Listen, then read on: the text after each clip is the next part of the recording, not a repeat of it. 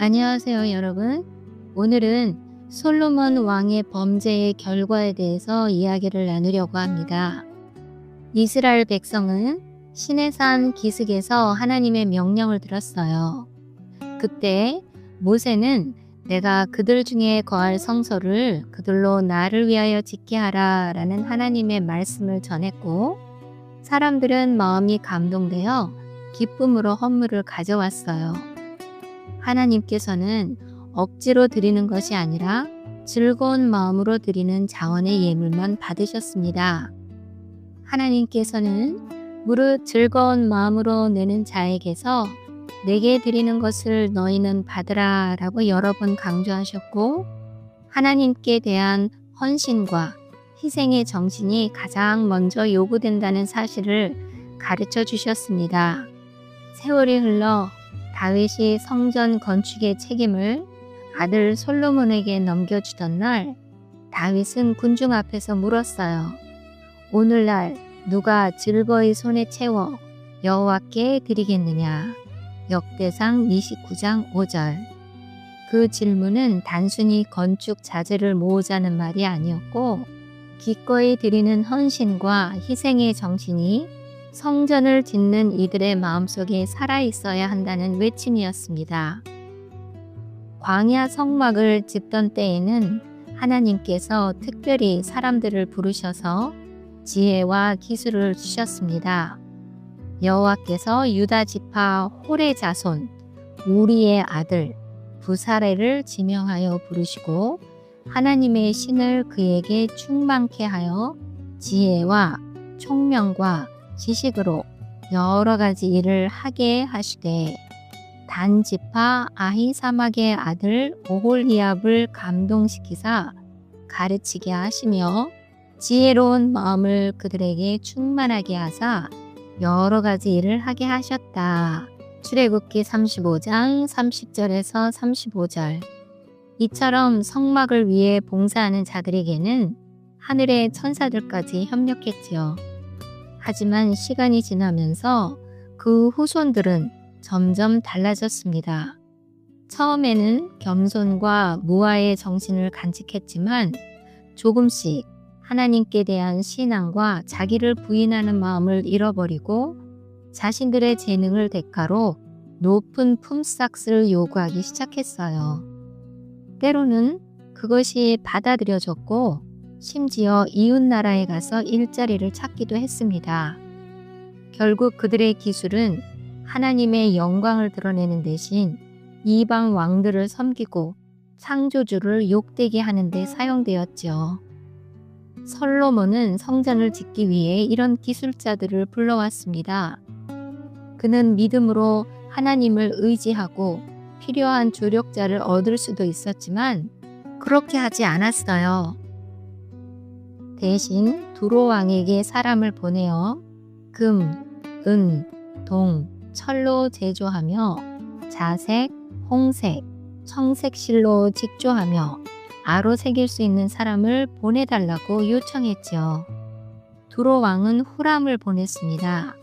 그는 단 지파 여인의 아들이었고 아버지는 두로 사람이었는데 오홀리압의 후손이었음에도 불구하고 그의 마음에는 헌신과 희생이 없었고 오직 돈과 이익만을 섬기는 사람이었답니다. 후람은 자신의 기술을 핑계로 높은 품삯을 요구했어요. 그리고 그릇된 원칙이 다른 기술자들에게 번져갔지요. 그들은 날마다 후람과 자신들의 품삯을 비교하며 자신들이 하는 일이 하나님께 드리는 거룩한 봉사라는 사실을 잊어버렸습니다. 급기에 정신은 떠나고 탐욕이 그 자리를 차지하게 되었지요. 결국 그들은 더 높은 임금을 요구했고 실제로 그것이 관철되었습니다. 이 나쁜 가마는 온 이스라엘에 퍼져나갔어요. 높은 임금은 사치와 방종으로 사람들을 이끌었고 가난한 자들은 압박을 당했습니다. 자기 희생의 정신은 거의 사라져 버렸죠. 이것이 바로 솔로몬이 무서운 배도로 들어서게 된 중요한 원인 중 하나였습니다. 성막을 지을 때 백성들이 보여준 자원과 기쁨, 그리고 자기 부인은 솔로몬 시대 성전 건축가들의 탐욕과 이기심과는 극명하게 달랐어요. 성전을 짓던 자들의 이기주의는 오늘날 세상 속에 만연한 탐욕과 닮아 있었습니다. 그러나 우리 주님께서는 제자들에게 이렇게 말씀하셨어요. 나를 따라오너라. 내가 너희로 사람을 낚는 어부가 되게 하리라. 마태복음 4장 19절. 그분은 보수를 약속하지 않으셨고 제자들은 주님과 함께 극기와 희생을 나누며 걸어야 했습니다. 하나님께서는 받으실 만한 봉사에 자기 숭배의 동기가 조금도 섞이지 않기를 원하셨습니다. 무화적 헌신과 희생의 정신은 언제나 봉사의 첫 번째 조건이었고 앞으로도 그러할 것입니다. 아무리 큰 재능과 뛰어난 봉사라 해도 자아를 제단 위에 불살라 드릴 때만 하나님께서 받으실 수 있습니다. 그런데 솔로몬은 또 다른 유혹에 넘어갔어요.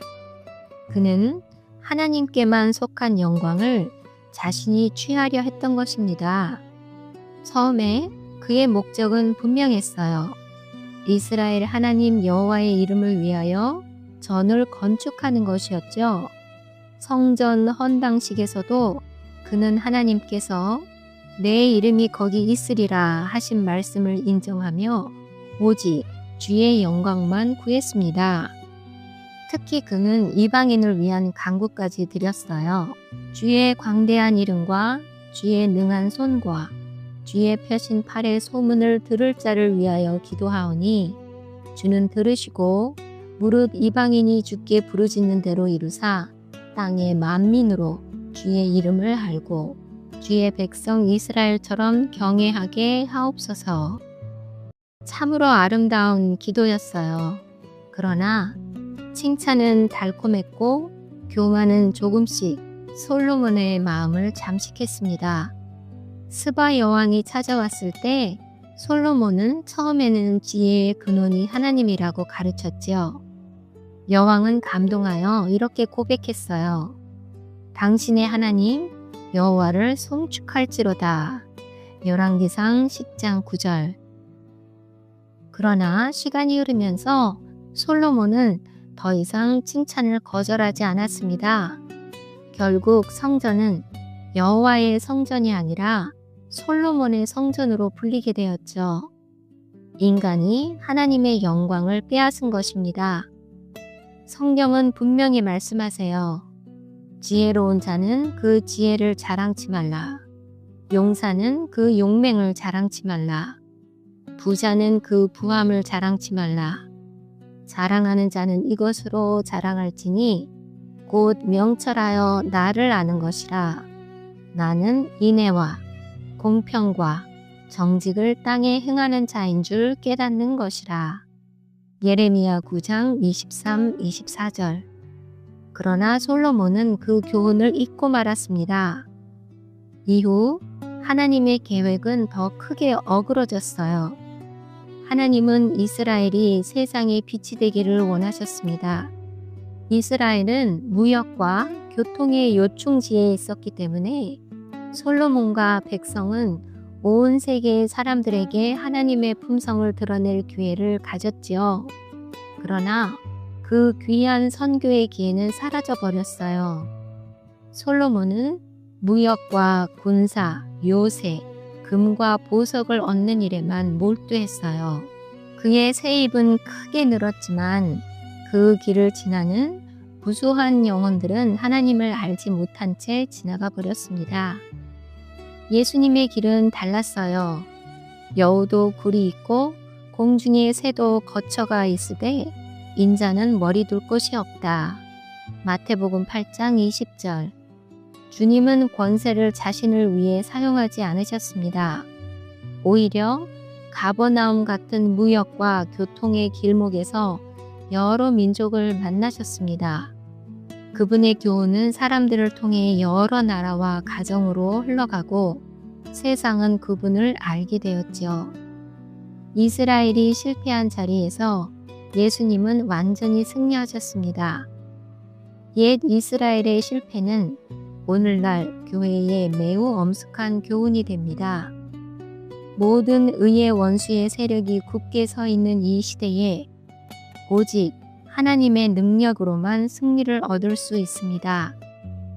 우리가 하나님만 의지하고 극기와 자기 희생의 정신을 나타내며 영혼을 구원하기 위해 모든 기회를 현명하게 사용한다면 교회 위에 주님의 축복이 임할 것입니다.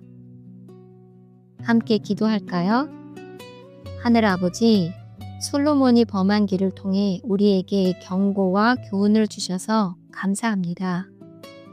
우리가 그의 발자취를 따르지 않게 하시고 자원과 희생, 겸손과 무아의 정신으로 주의 일을 감당하게 도와주십시오. 영광을 빼앗지 않고 오직 주님께 돌리며 세상의 길목마다 만나는 영혼들에게 주님의 빛을 전하게 하옵소서. 예수님의 이름으로 기도드립니다. 아멘.